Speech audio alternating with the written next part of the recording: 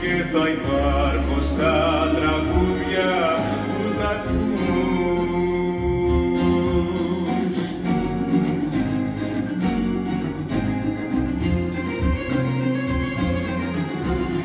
Είμαι τη ζωή σου ένας, δεν με σβήνει κανένας, κι αν με άλλους μιλάς κι ώρες γελάς, κατά βάθος πονάς, γιατί σκέφτεσαι εμένα.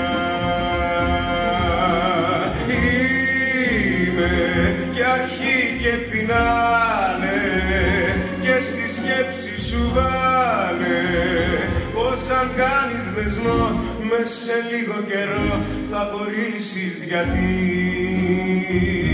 θα υπάρχουν